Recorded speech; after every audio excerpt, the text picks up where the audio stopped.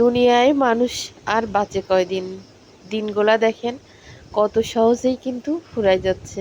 যে দিনটা চলে যাচ্ছে সেই দিনটা কিন্তু আমরা আর ফিরে পাচ্ছি না, আর যেটা যাচ্ছে সেটা কিন্তু ভালো যাচ্ছে। সামনে যেটা আসতেছে ওইটাই কিন্তু খারাপ আসতেছে। তা আসলে সবার জন্য দোয়া করি, আল্লাহ সবাইকে হেফাজতে রাখুক। যে যে স্থলে আছে তাকে সে স্থল থেকে আল্লাহ ভালো রাখুক বা সহি সালামতে রাখুক। কারণ সবাই কিন্তু জীবন জীবিকার জন্য কেউ দেশ ছাড়তেছে, কেউ দেশের ভিতরে থেকেও কেউ অনেক পেশার অনেক শ্রেণীতে কাজ করতেছে, শুধু বউ বাচ্চা বা পরিবার পরিজন নিয়ে একটু সুখে থাকার জন্য।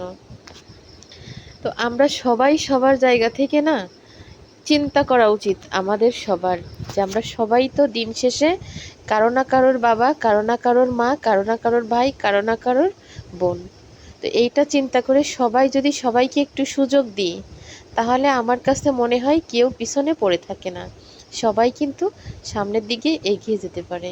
তো এত কিছু বলার উদ্দেশ্য একটাই, কারণ আমরা না সহজে কখনো কিছু বুঝতেই চাই না, আর সহজে কোনো কিছু কাউকে করে দিতেও চাই না। তো কেন বললাম, হয়তো অনেকে বুঝতে পারবে, যারা হয়তো আমার কথাগুলো বুঝছে তারা বুঝবে, যারা বোঝেনি তারা বুঝবে না। তো আমি আজকে শুক্রবার ছিল, রান্না করলাম ডিম দিয়ে কুশি ভাজি করেছি, আর হচ্ছে ব্রয়লার মুরগি দিয়ে রসুন দিয়ে চুই ঝাল দিয়ে রান্না করেছি। গরুর গোশত ছিল, লেয়ার মুরগি ছিল, চীনের হাঁস আছে, কিন্তু এগুলো রান্না করার কিন্তু সময় নেই আমার ঘরের ভিতরে। মানে এত পরিমাণ কাজ করতেছে, আর আমি কিন্তু দাঁড়ানোর জায়গাও পাচ্ছি না, যেহেতু এক হচ্ছে মিস্ত্রি অনেকগুলা,